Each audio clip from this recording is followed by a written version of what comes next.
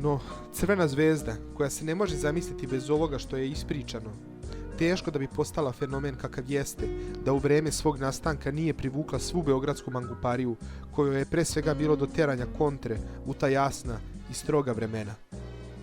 Tako je ovaj fudbalski klub odmah stekao reol velike zajebancije svega i svačega, kao glavne oznake beogradskog duha.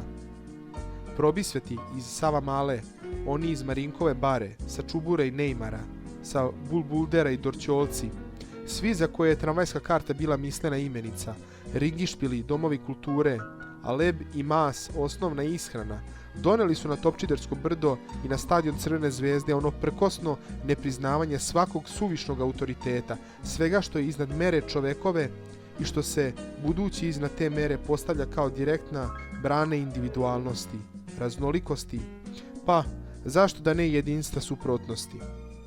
Onaj strogi ujka iz daleka nikada ne bi navijao za Crvenu zvezdu, pa ga je navijanje za Crvenu zvezdu svojevremeno mnogo naljutilo. Dušanovačke devojčice udavale su se međutim tih godina isključivo za navijače Crvene zvezde, jer su oni bili glavni u kraju. Nosili su uske pantalone zvane frula i nehajno naslonjeni na banderu pljuvali u dalj, sladeći se ukradenim voćem sa Kalenićeve pijace.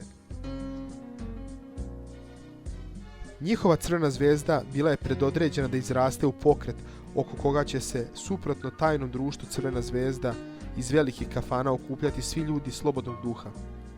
Beograd je preko Crvene zvezde ponudio svima neke od svojih najboljih osobina, svoju nonšalanciju, svoj urođeni prkos, svoju duhovitost, koja će sve dati za kalambur, za vic, čija se poenta može meriti i godinama. Od svih fudbalskih afera koje su zabeležene u posljednjih par decenija, a takvih ima na kilograme, jedino su one vezane za Crvenu zvezdu i posebno doktora O, odraslom u zadnjem dvorištu kafane Šumadija u Nebojšinoj ulici na dnu Neymara, imale nekog šarma, ludosti. Prodati autobus za Bearu, kidnapovati Ostojića, toga se treba setiti. A setiti se pravog štosa bilo je oduvek glavni cilj velikih zvezdinih igrača poput Šekularca, koji je prestao da igra fudbal kada je definitivno shvatio da ipak ne može da proguta loptu, bez obzira što se njegovim čuvarima katkada činilo da mu to obavezno polazi za rukom. Stigavši 10 godina kasnije, Vladislav Bogićević je odmah pokazao na kakvom je iskustvu izrastao.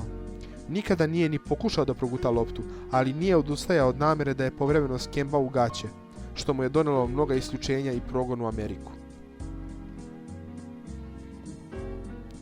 I kao što Beograd nije regionalan grad, već gomila zgrada na vetrometini svetova, tako je i ona prava Crvena zvezda samo klub ličnog opredeljenja, pripadnosti jednom stanju duha, koje je, baš zato što je beogradsko, univerzalno.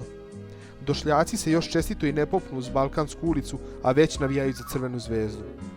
Zato je Crvena zvezda strah i trepet na svim terenima, čak i onda, a to je sve češće, kada je sastavljena od 11 levih smetala ili kada u njoj poglavito igraju učenici u fudbalskoj privredi, Smer Dunster. Kada je ona protivnik, vi se ne borite protiv određene škole fudbala, pošto tako nešto i ne postoji u Jugi, već imate nezgodan okršaj sa ovde pomenutim stanjem duha koji ne miruje i koji će vas, date li mu povoda, smestiti na pravo mesto uz pravu meru izvlačenja ušiju. Nema šanse sa Crvenom zvezdom, pokretom i masovnom organizacijom. Klub možete još nekako i pobediti, ali izgledi svih partikularizama, nacionalizama, lokalnih zaslepljenosti, svih mračnih vladanja dušom, pa i onoga što je katkada mračno u samoj Crvenoj zvezdi, jedva da su vredni pomena, kada se zna da za Crvenu zvezdu navijaju ljudi koji na zatrovane povike tifoza pomračne svesti cigani, sljedeće nedelje istaknu kilometarsku parolu: cigani pozdravljaju svog šampiona.